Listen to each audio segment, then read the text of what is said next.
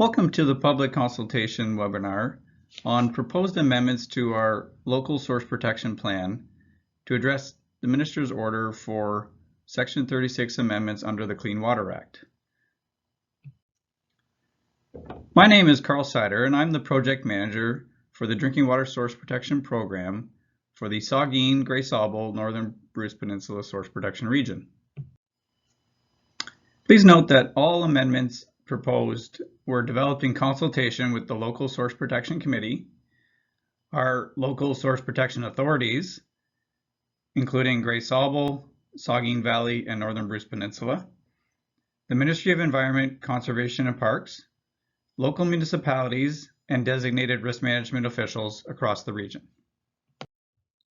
The purpose of the Clean Water Act is to protect existing and future sources of drinking water from contamination or depletion. The main focus of the Act is to manage activities that could be a risk to municipal drinking water sources.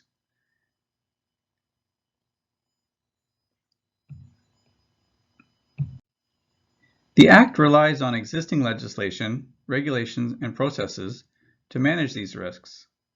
Some examples include the Nutrient Management Act, Pesticides Act, Environmental Protection Act, and Ontario Water Resources Act, to name a few. Where there's a conflict between pieces of legislation, the one that is the most protective of drinking water sources applies. Another key component under the Clean Water Act is Part 4, which provides municipalities with the authority to regulate threat activities that may pose a significant risk to drinking water. It's intended to address the gaps where significant drinking water threats cannot be addressed by other existing planning tools or regulatory instruments. An example of this would be the development of risk management plans for fuel storage and handling or farm activities that fall below the threshold where nutrient management plans or strategies may be required. The local source protection plan falls under the jurisdiction of the Saugeen, Grey Sauble, Northern Bruce Peninsula Source Protection Region. Within our region, we have 29 systems that draw water from groundwater sources, where we have wellhead protection areas.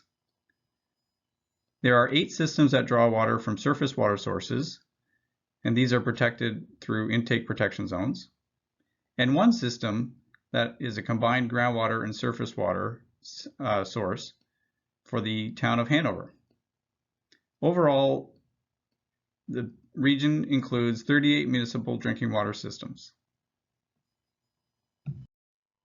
Section 36 amendments began in January of 2020 and were based on the first 3 years of implementation of the local source protection plan, as well as any other changes to directors' technical rules, including an assessment of newly designated liquid hydrocarbon pipeline threats.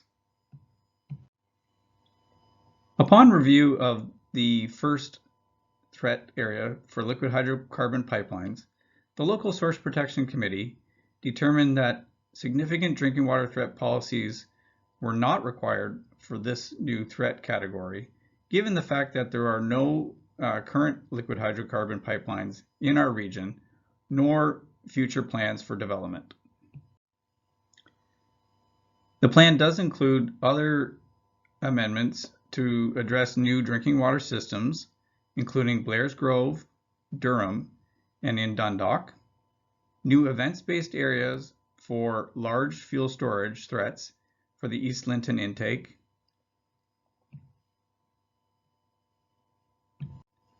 as well as other policy changes for salt application and storage threats, policy changes for fuel storage and handling threats, and a policy direction for risk management officials regarding Section 59 land use screenings. More details on these proposed changes will be provided in subsequent slides. In the community of BLAIRS Grove, a new or amended wellhead protection area was required to address the new well number 3 that had recently been installed in the community. This well was installed to replace an existing well number 2 which had recently caved in. The map on the left shows an overall view of the wellhead protection area for the community of BLAIRS Grove, with a close-up of the Wellhead Protection Area A, where you'll note in the red circle area, there are a number of properties that have now been captured under this newly delineated protection zone.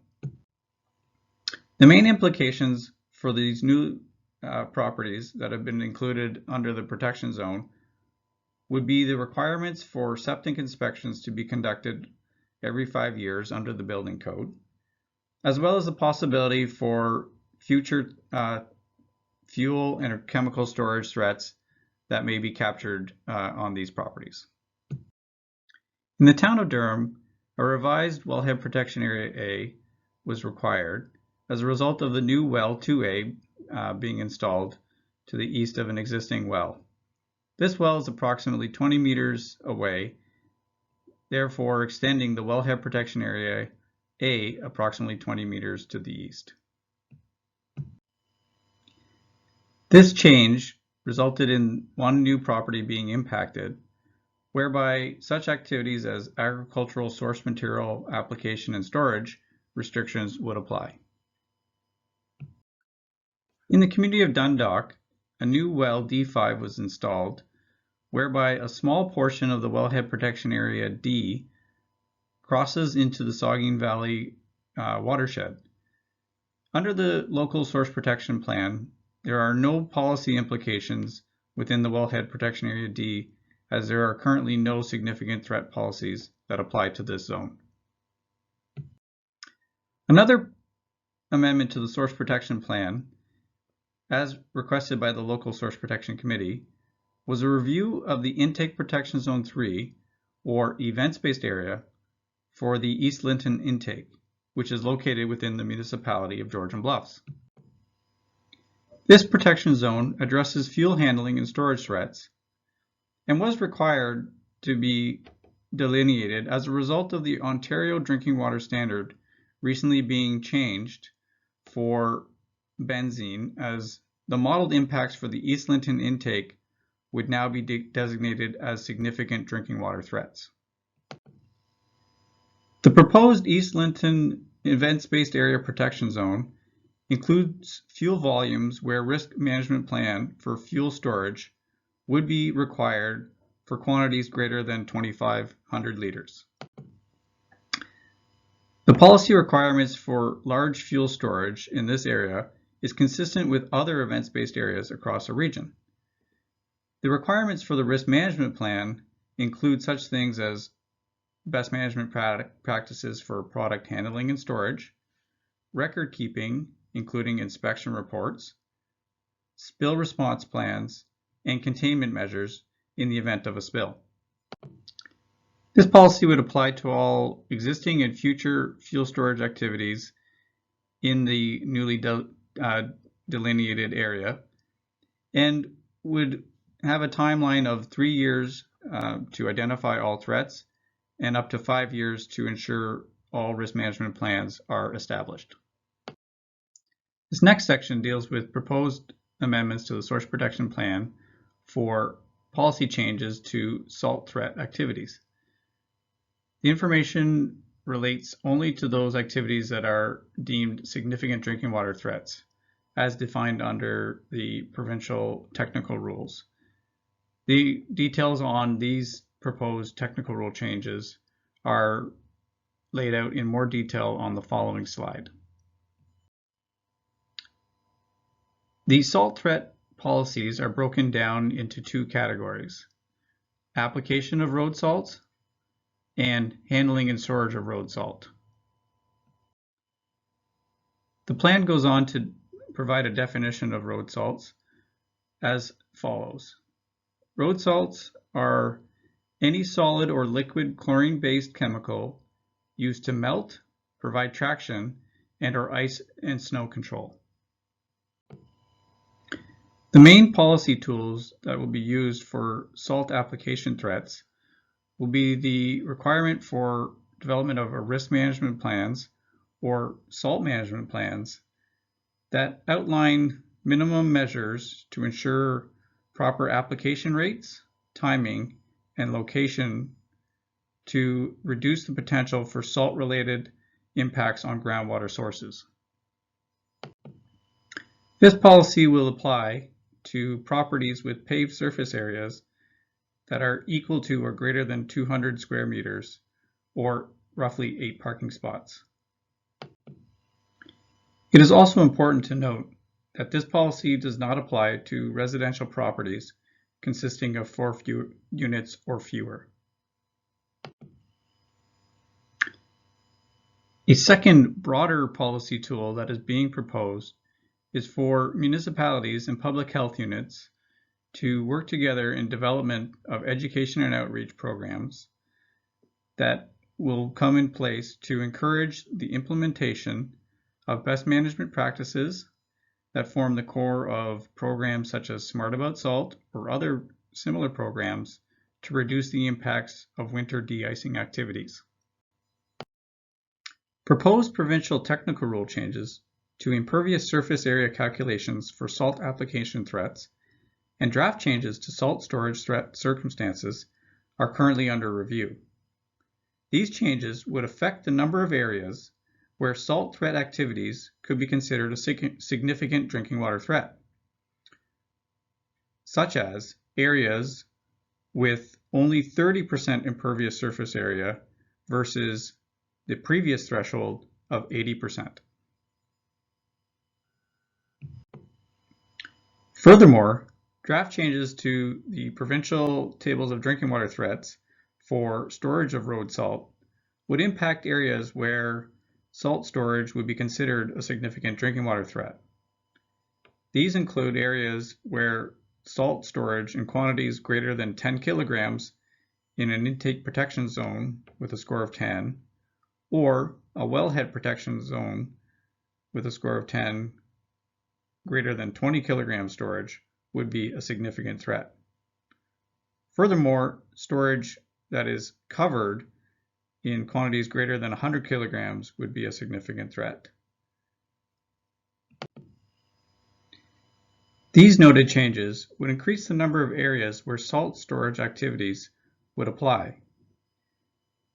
In these areas, similar requirements for a risk management plan would match or mirror those requirements that are currently identified under the salt management plan concept.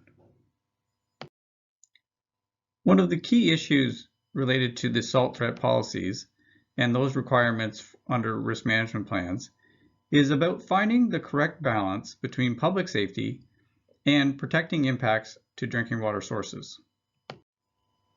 It's important to acknowledge that the safety of the traveling public is a priority and that road salts are needed, obviously, during winter driving conditions.